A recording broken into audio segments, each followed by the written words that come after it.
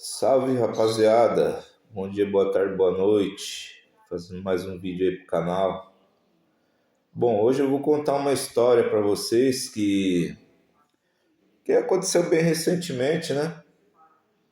É uma história aí que um amigo meu me contou pra gente ver o que que a droga, né? O entorpecente ele é capaz de fazer na vida de uma pessoa, né?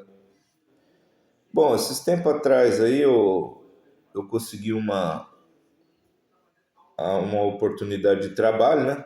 A coisa aqui no interior não, não andava muito bem das pernas, porque, querendo ou não, aqui é uma região que não tem nada, entendeu? Aqui é o seguinte, a regra é essa, quem é rico vai ficar mais rico, e quem é pobre vai se afundar cada vez mais, entendeu? E tem os que se mantêm porque estão empregados, que não era o meu caso, né? Porque eu encerrei a empresa, né? A eletrotécnica em Comager, tá? Aí você pode falar assim, pô, mas você tinha uma empresa e, porra, deu errado, não sei o quê. Cara, é a região. É a região, essa região do Vale do Ribeira é para se afundar, cara. Principalmente nessa área de tecnologia, de elétrica, mecânica. Pensa numa região ruim, cara, sabe? É só prejuízo. É uma região que foi condenada, bicho, a viver do jeito que vive aqui, no meio do mato. É muito gostoso morar aqui, confesso, é o paraíso, sabe?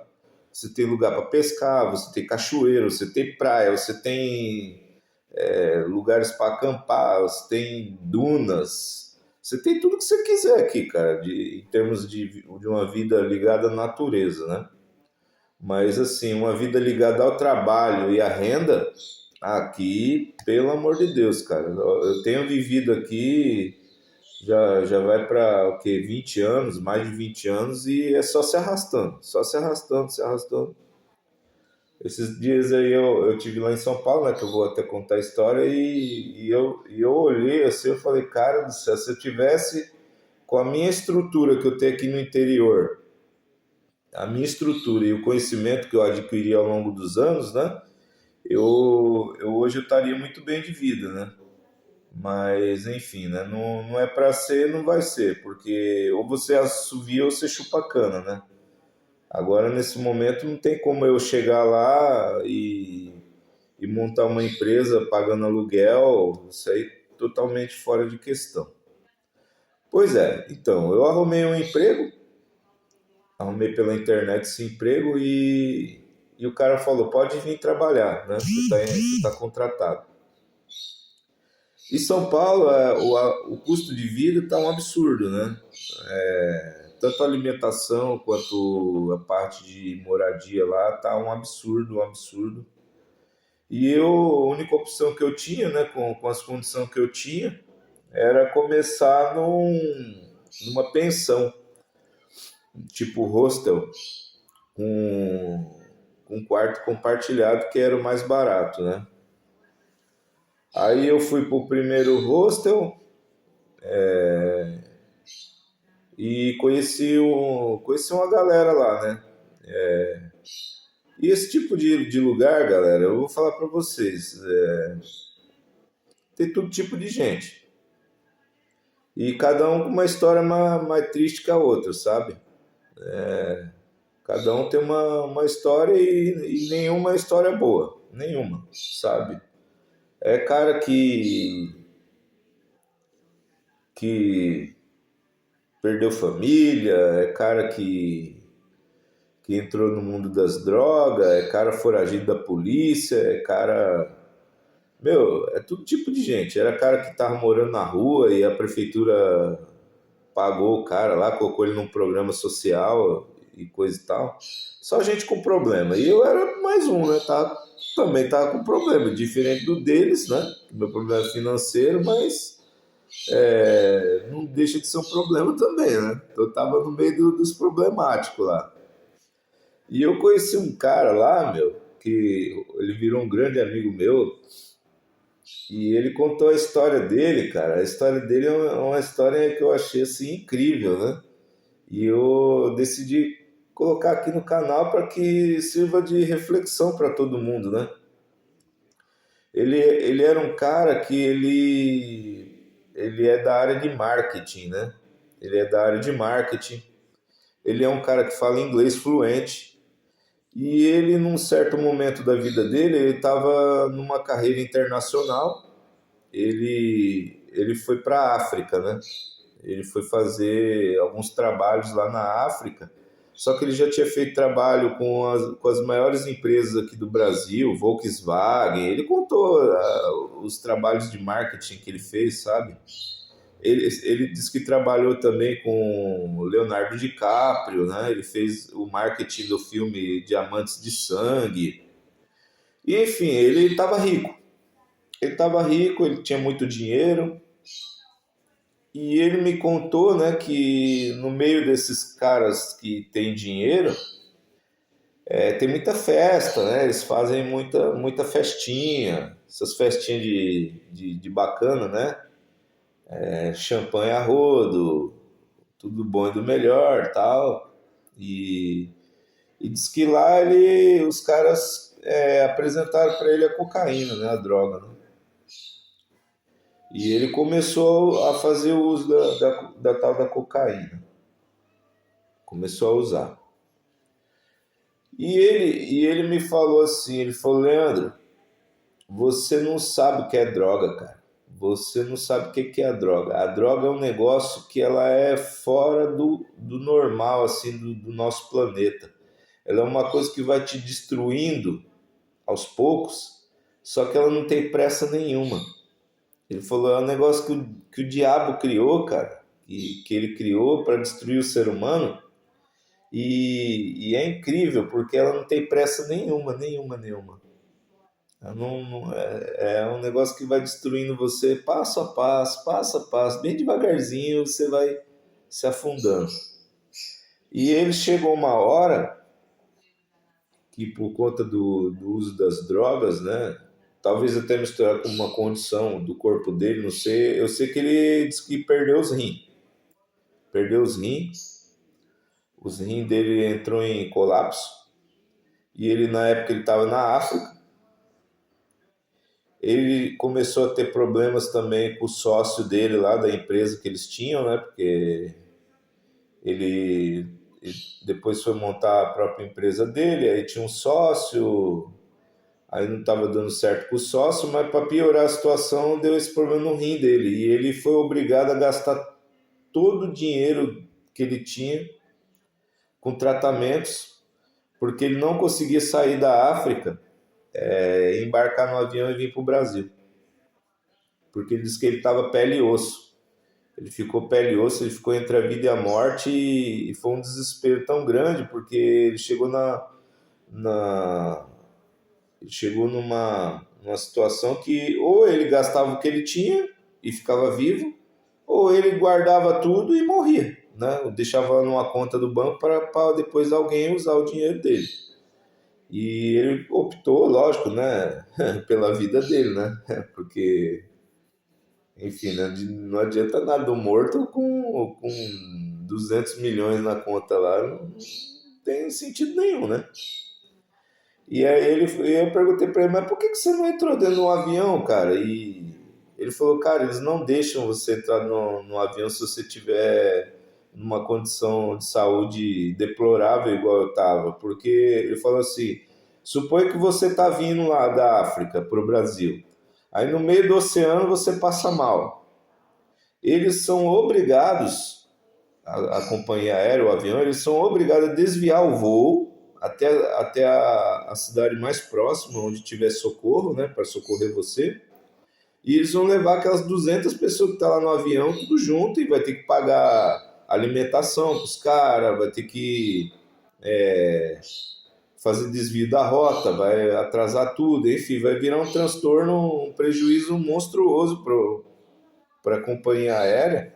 Então eles não vão assumir esse risco de colocar um cara doente dentro do avião, entendeu? Tem uns procedimentos lá de de checagem de saúde, essas coisas, né? E aí eu entendi, né? Falei, ah, entendi então. Aí ele veio aqui pro Brasil depois de se recuperar um pouco lá. Eu não lembro se ele ganhou um transplante de rim lá na África ou foi aqui. Provavelmente foi aqui no Brasil, porque lá ele falou que as coisas são muito precárias e tudo. Então ele faliu totalmente. E, e assim, teve problemas com a família dele aqui no Brasil também. E ele falou assim pra mim, cara, eu fui morar na rodoviária. Fui morar na rodoviária. Eu saí lá do lugar lá onde minha ex-mulher mora e eu fui morar na rodoviária. E ele falou, e eu sou um cara assim, que eu, que eu apesar de eu ter parentes ricos, né, em boas condições, eu não vou pedir nada pra ninguém, não vou ficar perturbando a vida de ninguém, entendeu? Não é orgulho, mas é que já não me dava bem com aquelas pessoas. Aí depois eu vou, né, atrás deles. Aí ele falou que ficou os 4 primeiros dias que ele chegou em São Paulo, ele ficou na rodoviária. Aí ele foi fazendo serviços freelance, né? Parece que também tinha um dinheiro lá que ele recebia todo mês, acho que algum aluguelzinho que ele tinha, e foi onde ele arrumou dinheiro para pagar a hospedagem lá, para ficar lá no hostel. E aí eu conheci ele lá, galera. Então a gente vê como que é a situação, né? O cara era rico, o cara ele falou um número absurdo de banheiros que tinha na casa dele. Até falei pra ele, mas pra que você queria tanto banheiro? Ele falou assim, coisa de rico, cara, coisa de rico. Aí eu falei, pô, que bacana, né, cara? Cada dia da semana você vai dar um barro em um banheiro diferente, né? Pra não enjoar, né, do banheiro. Ele é coisa de rico, cara, coisa de rico. Eu falei, pô, coisa boa, né?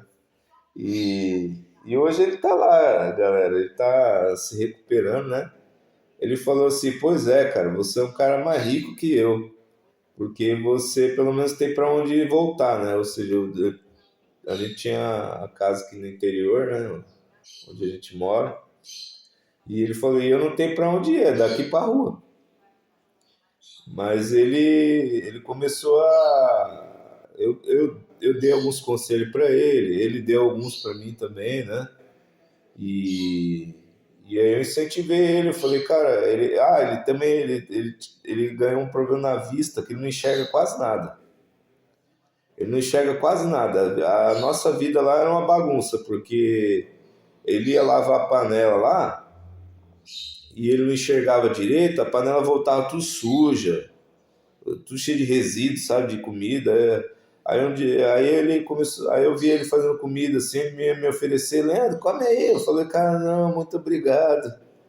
Aí, aí teve um dia que eu falei, Rubens, cara, na boa, cara, você tá deixando as panelas tudo sujas, irmão. Eu acho que você não tá enxergando. Ele, puta, Leandro, pior que eu não enxergo, cara. Eu falei, cara, você tá comendo cada porquice aí, irmão. Não queria falar, mas a situação é essa aí, você tá comendo umas partes de porquice aí, irmão. Você não enxerga as coisas, né? Aí eu falei pra ele, cara, você é uma pessoa que você é PCD, né? Você é uma pessoa com necessidades especiais, você tem que procurar a prefeitura, os órgãos responsáveis aí, para você pegar os benefícios que é para uma pessoa que tem deficiência, né? Ou seja, deficiência visual.